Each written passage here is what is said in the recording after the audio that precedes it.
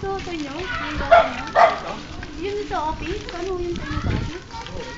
Kasama pa yung pang lupa nila. Oo, ang laki nga ho no. Pero ano? 5,260. Ay, konti lang difference, Lorna. Magkano ho years to pay? 22. 22 years? Mura lang yun. Sayang. Sayang. Ano kung kumuha na lang ulit tayo ng unit?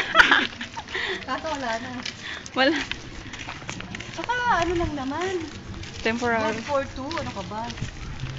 Baka na lang tayong titira dyan. Ang dami lang nakatira kapatid. Nakakatakot naman yung kapitbahay Dami dun. na Puro nakatira. mga ano. Pansin mo? Oo nga. Ito maganda oh. Nag-extend siya ng kwarto eh. nagpintas, di ba? Pagdating ng... Ito ang maganda, Lorna. Sayang talaga. Ang laki ng mga space. na fully develop ating kabsat. Okay na. Oh. Okay na yun? Ay!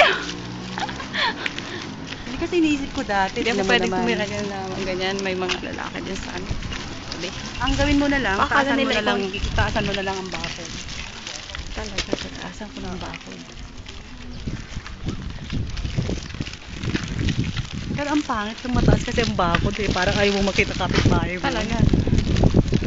Tama na yung ganyan, yung may grills. Hindi sinasabi ko sa'yo, Lorna, o bakit ganyan ang laki-laki ng kanyang sako? Kasi nga nasa corner siya. Sana corner na lang kinuha mo. Tignan mo ang laki ng bahay niya, oh.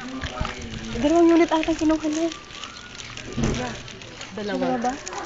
Hindi, isa lang. Duwa data. Dalawa ba yan? One.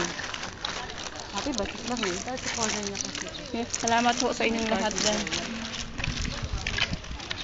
Ang likot-likot naman ng ano, para makita ko yan. Doon na lang tayo tumira, oh. Mas malalaki. Wow! Pwede. Kapitbahay. Oo. Tara na nga. Baka nag-attend ka na.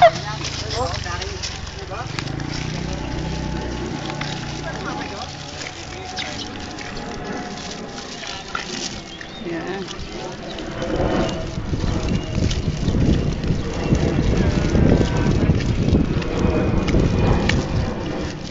Aray ko. Lord, na kinukuhanan ko yung paligid dito. Sino kasi kaya niyo bumbing? Alam niyo yan? Pero hindi maganda yung ano, yung nakatirang katabi natin doon. Siguro pansamantala lang yung mga yan kasi puros lalaki yan dun eh. Nakakatakot sila, no? Pinababantayan. Nag-iinupan pa sila.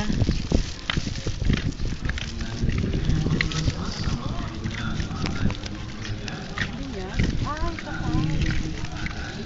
O, diyan kayo kakasal ha? Huwag mo bisan.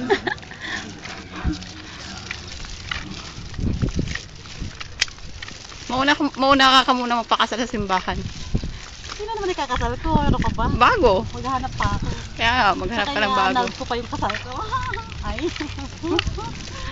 Papay kaya yun? Yung si Norman? Hindi yun papayag. Yun pa. Sa tingin mo, bakit kaya Whether hindi? you like it or not. Anong grounds? Hindi ka naman pwedeng mag-isa kang magpapaanal. Hindi ko na problema yun. Bahala siya. Basta ako, decide na. Wala siyang magagawa. Wala siyang magagawa.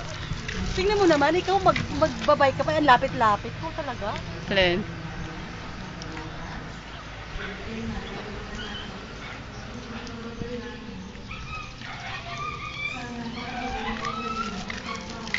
Lord.